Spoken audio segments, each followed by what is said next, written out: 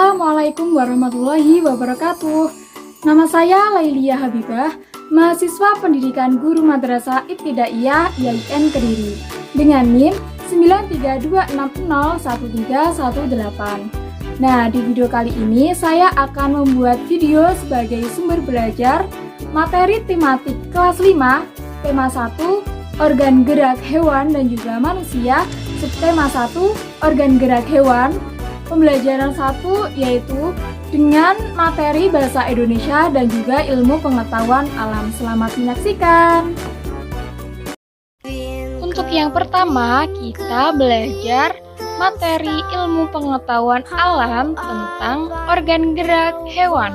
You are up above the world so high, like a diamond in the sky. Twinkle, twinkle, little star, how I... Video ini hewan melakukan aktivitas bergerak. Secara umum, gerak dapat diartikan berpindah tempat atau perubahan posisi sebagian maupun seluruh bagian dari tubuh. Gerak dilakukan dengan menggunakan organ gerak pada makhluk hidup tersebut. Apa sih yang dimaksud dengan organ gerak itu? Organ gerak adalah alat-alat gerak pada makhluk hidup yang berfungsi untuk berjalan, berlari, melompat, berenang, dan lain sebagainya. Nah, ini adalah salah satu ciri dari makhluk hidup, yaitu bergerak. Organ gerak pada hewan dan manusia itu memiliki banyak kesamaan. Organ gerak terbagi menjadi dua, yakni organ gerak aktif dan organ gerak pasif. Kalian tahu nggak apa itu organ gerak aktif dan juga organ gerak pasif? Jadi, organ gerak aktif adalah sebagian alat gerak yang bisa bergerak dan bisa memengaruhi alat gerak pasif. Contohnya, organ gerak aktif adalah otot. Nah, otot ini memiliki senyawa kimia yang menyebabkan bisa bergerak.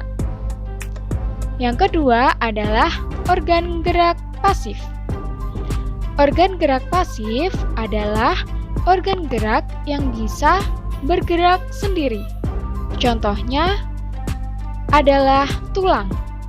Tulang tidak bisa bergerak dengan sendiri. Tanpa adanya alat gerak aktif yang memengaruhi tulang, maka tulang-tulang pada manusia dan hewan akan diam. Meskipun tulang merupakan alat gerak pasif, akan tetapi tulang mempunyai peranan yang sangat besar dalam sistem gerak manusia dan juga hewan. Selanjutnya, sistem gerak pada hewan darat, air, dan udara.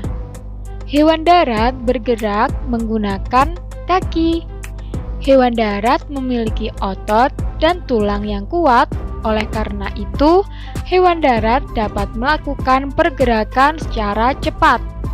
Namun, pergerakan juga dipengaruhi oleh berat badan hewan itu sendiri.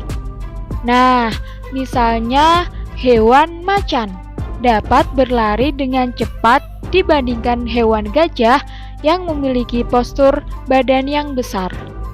Namun, ada juga loh hewan darat yang menggunakan otot perut sebagai alat pergerakan, yakni adalah hewan ular. Kemudian, hewan air. Secara umum, hewan air bergerak dengan menggunakan ekor dan juga sirip untuk bergerak di dalam air. Ada beberapa hewan menggunakan alat gerak lainnya, misalnya ubur-ubur dan gurita. Mereka menggunakan alat gerak berupa tentakel. Kemudian ada juga kura-kura menggunakan kaki untuk bergerak di dalam air. Yang terakhir ada hewan yang ada di udara. Burung merupakan hewan yang dapat bergerak dengan bebas dan bisa melawan gravitasi bumi. Sayap burung tersusun dari tulang yang kuat dan ringan. Ia memiliki bentuk melengkung sehingga udara mengalir pada bagian atas sayap dengan lebih cepat dibandingkan di bagian bawahnya. Inilah yang menghasilkan gaya angkat dan gaya dorong yang kuat untuk membantu burung bergerak. Selanjutnya, materi pada bahasa Indonesia. Nah, di bahasa Indonesia ini kita akan belajar tentang ide pokok. Kalian tahu nggak?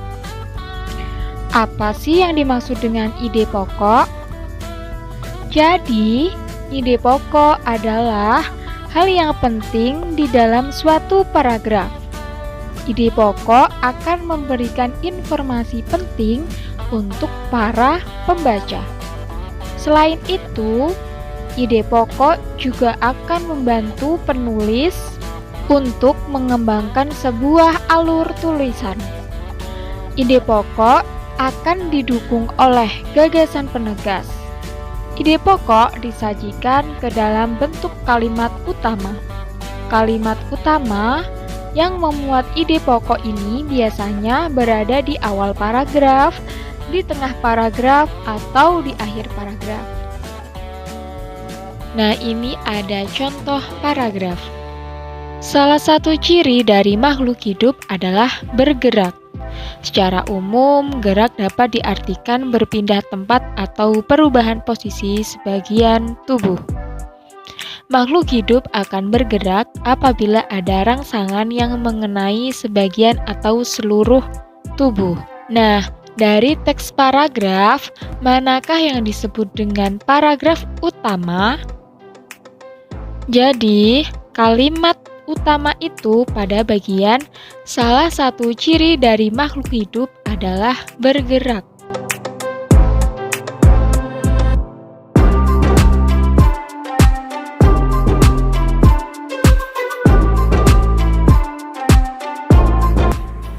Semoga pembelajaran yang sudah saya sampaikan bermanfaat untuk kalian semua. Saya akhiri. Wassalamualaikum warahmatullahi wabarakatuh.